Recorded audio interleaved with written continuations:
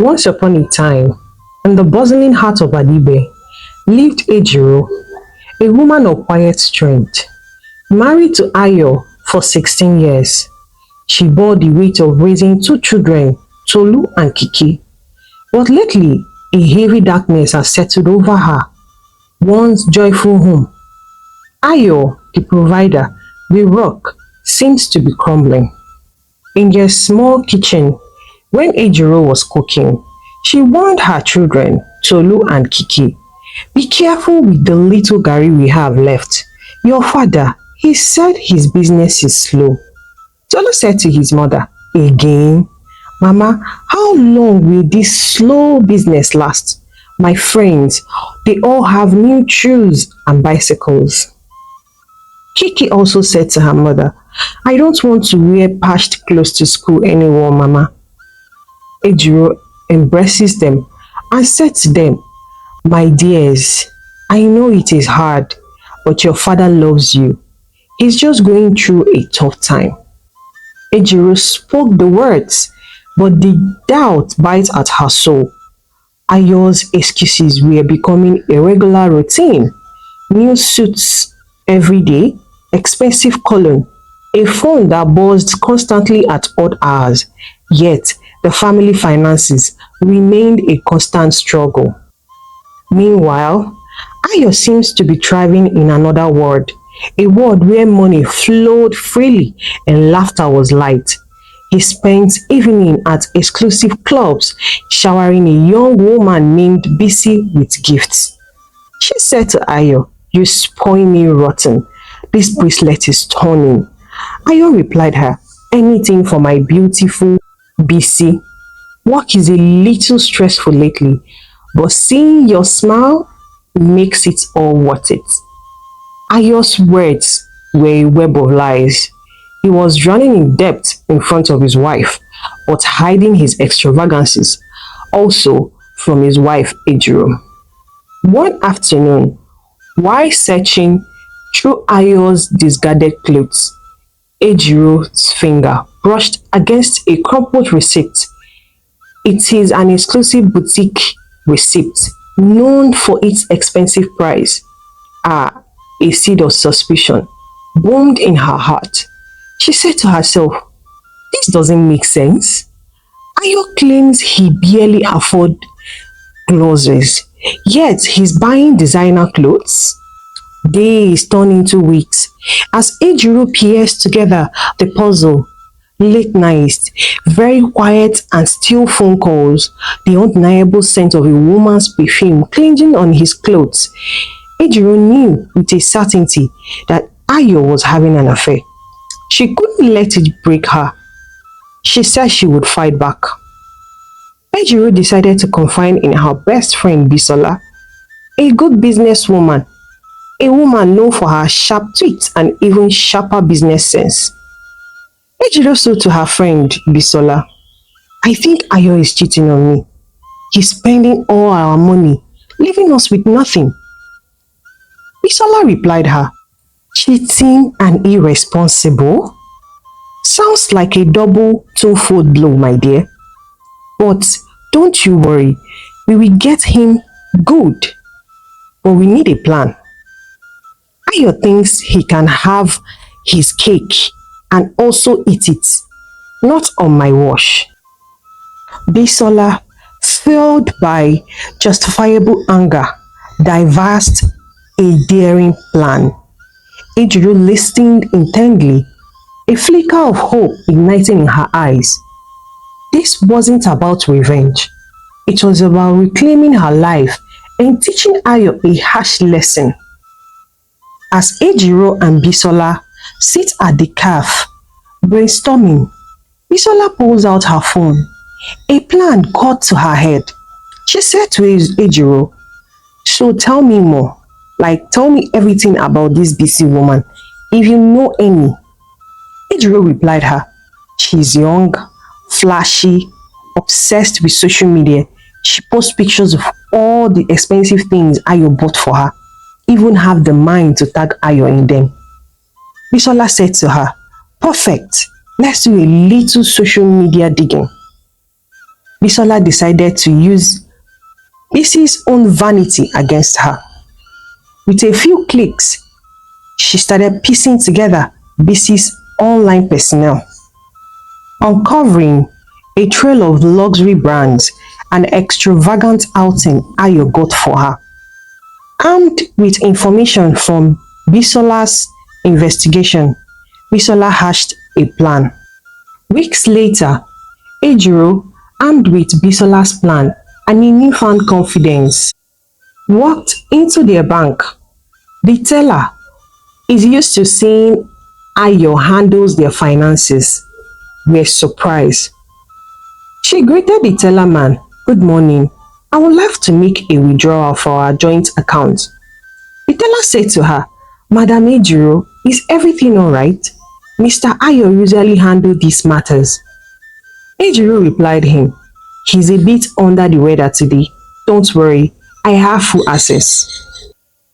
Ejiro, following Bisola's instruction, cleverly withdrew a substantial sum, ensuring she stayed below the limit that would trigger any alert for Ayo. Next, Ejiro met with Miss Akin, a good lawyer recommended by Bisola. It was a long shot, but they had to try. She said to Miss Akin, my husband, he's being financially reckless, spending our money on things outside the family. Miss Akin replied her,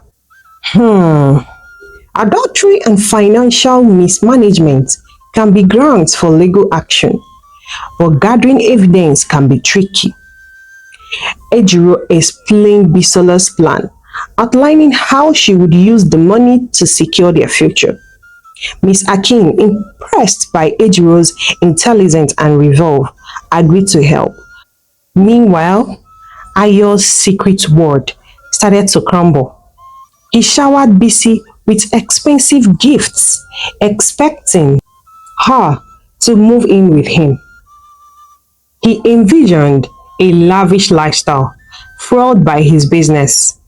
But when Bisi, materialistic to the core, entered his poorly furnished apartment, her enthusiasm waned. She said to Ayo, where is all the furniture? I thought you said you were getting a place for us. Ayo replied her, there was a delay with the delivery, but don't worry, darling, I will sort it out. Ayo, blinded by his infatuation, didn't realize that Busy wasn't interested in a man struggling to make ends meet. He just saw a way to maintain his double lifestyle. Back in their home, Ejiro finally made a move with a heavy heart but a good resolve. She started packing. Joro approached her and asked her, where are you going, Mama? Kiki also asked, are we leaving, Papa? Ejiro replied to them, my dears, we are going to stay with Auntie Bisola for a while. Your father, he hasn't been taking care of us properly.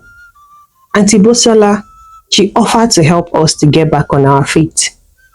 Ejiro's voice cracked, but she held her ground. Tolu, matured for his age, understood the truth. Kiki, however, held on tightly to her mother's tears streaming down her face. Few days later, Ayo returned home after staying with Bisi, expecting his usual routine. What greeted him instead was unsettling silence. He called out to Ejiro, no answer. He called out to his kids, still no answer. His heart started to pound with a feeling he couldn't explain. He immediately called Ejiro on the phone. He said to her, Ejiro, where are you and the kids? Ejiro replied him through the phone, I'm at Bisola's place. Don't come looking for me. You have spent our money on fleeting pleasures while your family suffered. Now it is time for you to face the consequences. Ejiro's voice, devoid of the usual warmth, sent shivers down Ayo's spine. Ayo began to panic. He rushed through the house, opening drawers and cabinets. His designer's clothes, the expensive wristwatch, all of them all missing. A cold realization dawned on him. Ayo, summoned at Bisola's place, found himself facing his wife and his friend. Also, a lawyer's briefcase lying on the table. Ejiro, her eyes no longer filled with despair, laid out the plan. She said to Ayo, "You have left us with nothing, but I, with Bisola's help, have secured our future." Ejiro explained how she used the withdrawed money as a down payment on a small apartment registered solely on her name. Miss Akin, present during the meeting, outlined the legal separation process, citing Ayo's financial irresponsibility. Ayo was now stuttering. He said, "This is all a misunderstanding. I was just taking care of business." Bisola said to him, "Taking care of business or taking care of your little fling?" Ejiro deserved so much better. Ayo's justification fell flat. The evidence, very thorough, gathered by Ejiro and Bisola, painted a clear picture of his deceit. Ayo, stripped off of his comfortable life, stood outside his now empty house, the weight of his choices pressed down on him like a suffocating flog. He chose an illusion, neglecting his family in the process. Now, he faced the harsh reality of his actions. Meanwhile, Ejilo and the children settled in their new home. It was smaller, but filled with a sense of peace that had been absent so far long. Tolu, understanding the situation, helped his mother to unpack, a newfound maturity shining in his eyes. Kiki, still confused but comfortable by her mother's presence, began to adjust. Ayo tried to contact BC, but his calls went unanswered. The woman he showered with gifts had vanished, leaving him with nothing but the bitter taste of regret. Few months later, Ayo, reduced to living with a distant relative, frequented a nearby park, always watching children play. A feeling of guilt stabbed at his heart. He missed his own children's laughter, their milestone, all for a fleeting moment of passion of someone who barely loved him. One day, Ayo spotted Ejiro and the children at the park. He approached them and said to Ejiro, "I am so sorry. Can you ever forgive me?" Ejiro stared at him for a long moment, then said to him, "Ayo, forgiveness is a long road, but for our children's sake, we can try to co-parent." Ayo, humbled by his experience, began to rebuild his relationship with his children. He started attending parenting classes, learning how to be a more responsible father. Ejiro, fueled by the ordeal, enrolled in an online business course. Utilizing her skills in Bisola's mentorship, she started a small catering business from her apartment. Tolu, always eager to learn, helped her with managing orders and her social media account. Slowly, the aroma of delicious food filled their home. Ayo, determined to be part of their new life, took a job as a delivery person for a local restaurant. His evenings were spent assisting Ejiro at the market, where she sold her food. The initial awkwardness melted away as they worked together. Months later, their hard work paid off. With the savings from Ejiro's business and Ayo's steady income, They opened a small restaurant. It wasn't grand, but it was theirs. Ejiro, the chef, created magic in the kitchen, while Ayo, a reformed man, managed the front of the restaurant. Tolu, now their official photographer, captured the restaurant atmosphere for their social media account. Kiki, the beautiful greeter, charmed customers with her infectious smile. The journey to reconciliation was far from easy. Scar remained a constant reminder of Ayo's betrayal. Yet, forgiveness boomed, not as a gift, but as a hard earned seed nurtured by shared experiences. Their family, once fractured, began to heal. It wasn't a perfect picture. They had to rebuild their lives, brick by brick, stronger and wiser. Betrayal can shatter trust, but forgiveness, however difficult, can pave way for healing. Communication is key. Open and honest conversation can prevent misunderstanding and build a stronger foundation for any relationship. Family is the cornerstone of our lives. Cherish your loved ones and fight your family's well being. It's never too late to change. Ayo learned from his mistakes and worked towards redemption. We all have the power to become better versions of ourselves.